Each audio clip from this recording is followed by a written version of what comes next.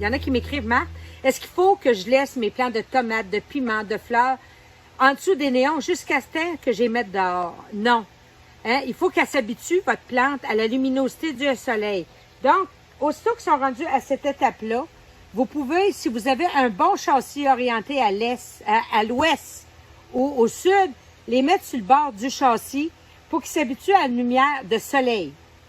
Mais quand ils arrivent à cette grosseur-là, puis qu'il fait beau dehors, c'est le temps de commencer à les habituer à aller dehors.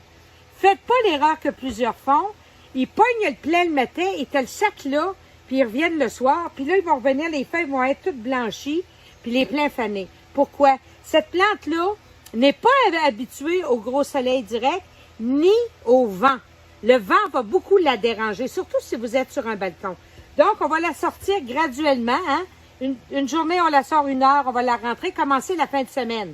Puis, rendu dehors à la journée longue, si vous êtes sur un balcon ou au vent, moi, regardez qu'est-ce que je fais. Je prends un plateau ou n'importe quoi. Hein, on vit avec les plexiglas, ça sert. Ben, couper le vent avec n'importe quoi.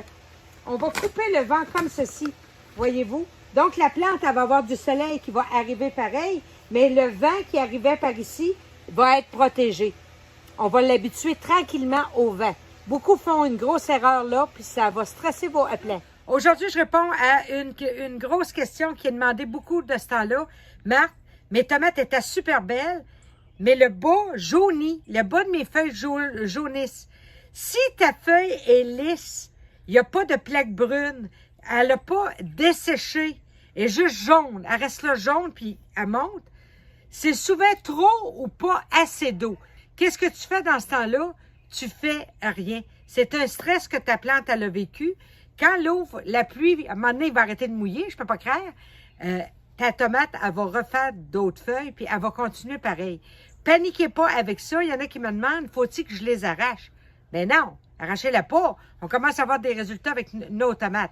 Mais si tu n'as pas de noir après tes feuilles, si t'as pas, tu vois que ta feuille est lisse, est juste jaunie, puis qu'il y en a plusieurs, c'est trop ou pas assez d'eau. Alors, comme disait quelqu'un que je connais, à la mi-août, il faut faire outer nos plants. C'est quoi ça veut dire outer? Ça veut dire les aider à se rendre à maturité avant les froids. Donc, pour les plantes de tomates, hein, il va falloir leur couper la tête pour qu'ils envoient toute leur énergie pour faire grossir les tomates qui restent sur le plant qui ne sont pas encore assez grosses.